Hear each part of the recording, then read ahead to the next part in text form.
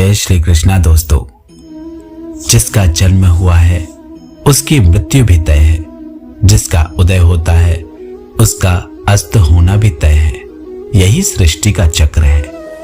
इस संसार की रचना कैसे हुई और कैसे इसका संचालन हो रहा है और कैसे इसका विलय हो जाएगा।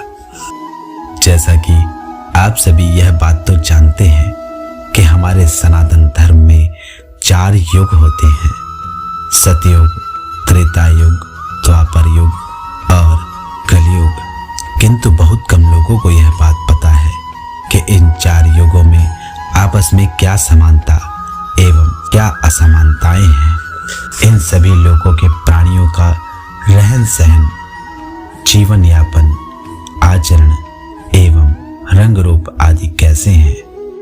वर्तमान में कलिकाल यानी कलयुग चल रहा है, किंतु मित्रों हमारे धर्म ग्रंथों में इस युग के बारे में पूर्व में ही कई भविष्यवाणियां की गई थी, जो कि आज सत्य होती दिखाई पड़ती हैं।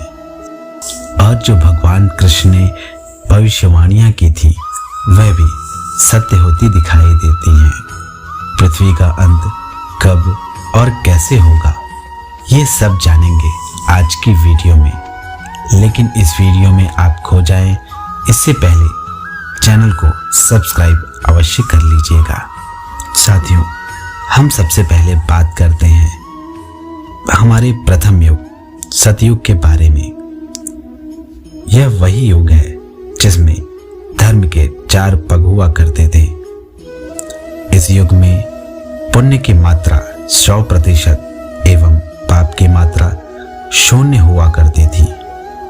इसलिए इस युग में मानव की लंबाई 32 फीट हुआ करती थी।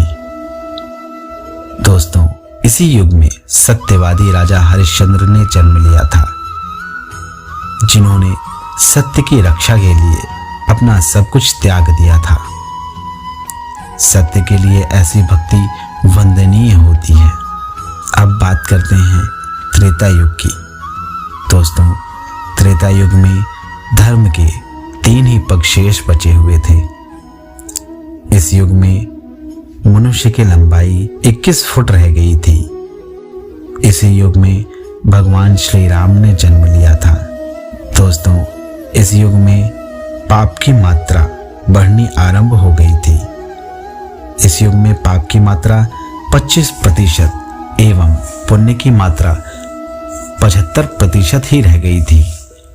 इसी युग में श्रीहरि ने भगवान 52 अवतार का जन्म लिया था और राजा बलि ने अपने वचन के लिए भगवान वामन को 3 पग दान दी थी और भगवान वामन ने अपने 2 ही पग में संपूर्ण ब्रह्मांड तक नाप लिया था।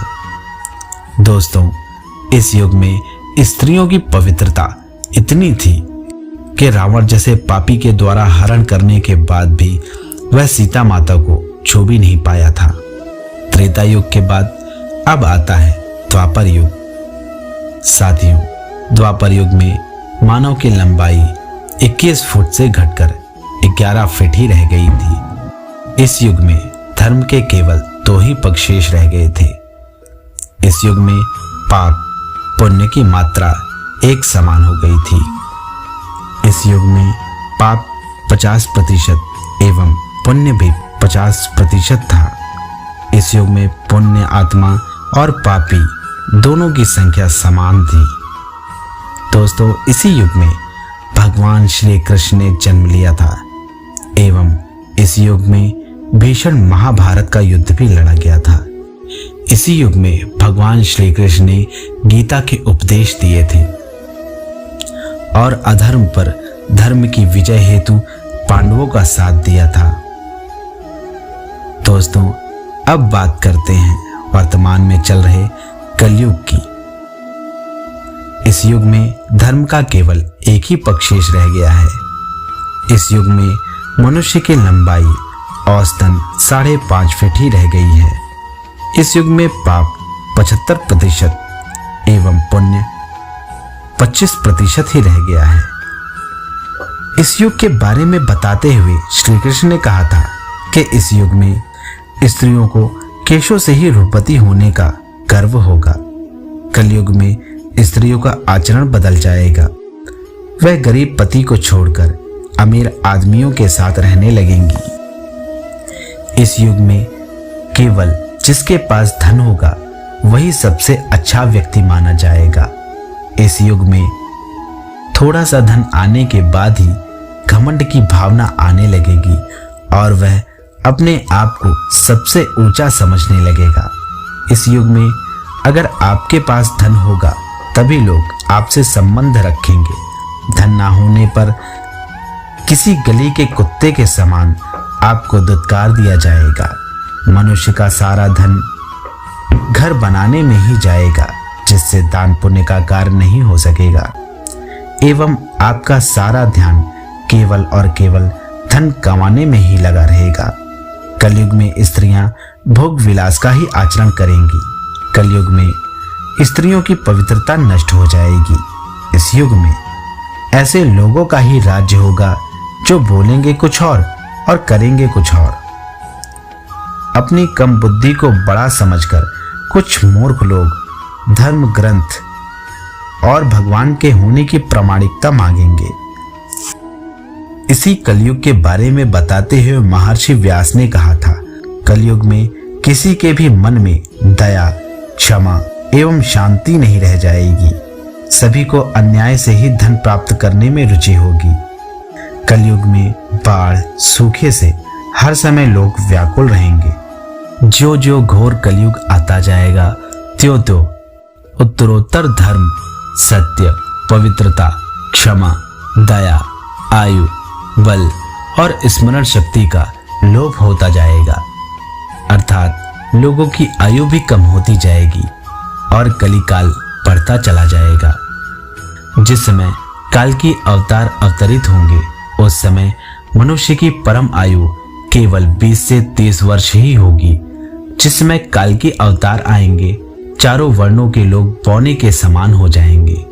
गायें भी बकरियों की तरह छोटी छोटी और कम दूध देने लगेंगी। वर्षा नहीं हुआ करेगी।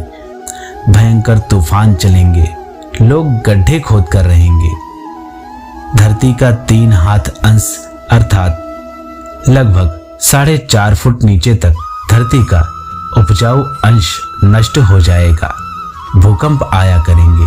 कलयुग का अंत होते होते मनुष्यार धारण करेंगे। वे विष्णु लोक में विराजमान हैं, जहां वे अपने पुण्यों का फल भोग रहे हैं। महाभारत में कलयुग के अंत में प्रलय होने का जिक्र है, लेकिन यह किसी जल प्रलय से नहीं बल्कि धरती पर लगातार बढ़ रही गर्मी से होगा। महाभारत के वन पर्व में उल्लेख मिलता है कि कलयुग के अंत में सूर्य का तेज इतना बढ़ जाएगा कि 7 समुद्र और नदियां सूख जाएंगी। संवर्तक नाम की अग्नि धरती को पाताल तक भस्म कर देगी। वर्षा पूरी तरह बंद हो जाएगी। सब कुछ जल जाएगा। इसके बाद फिर 12 वर्षों तक लगातार भारी बारिश होगी, जिससे सारी धरती जलमग्न हो जाएगी। जल में फिर से जीवन उत्पत्ति की शुरुआत होगी। श्रीमद् भागवत के अनुसार ऐसा माना जाता है कि 2 कल्पों के बाद सृष्टि का अंत होता है। हर कल्प में एक अर्ध प्रलय होता है। 2 कल्पों का अर्थ है कि 2000 चतुर्युग। इसी प्रकार दूसरा कल्पयुग पूरा होने पर प्रलय आता है, यानी सृष्टि का विनाश हो जाता है। इसके बाद पुनः सृष्टि की उत्पत्ति होती है। तो मित्रों, आशा करता हूं आपको यह जानकारी अच्छी लगी होगी। यदि आपको ऐसी ही रोचक जानकारियां और कहानियां पसंद हैं तो हमारे चैनल को सब्सक्राइब अवश्य कर लीजिएगा और वीडियो में अंत तक बने रहने के लिए आप सभी का बहुत बहुत धन्यवाद। जय श्री कृष्ण। राधे राधे।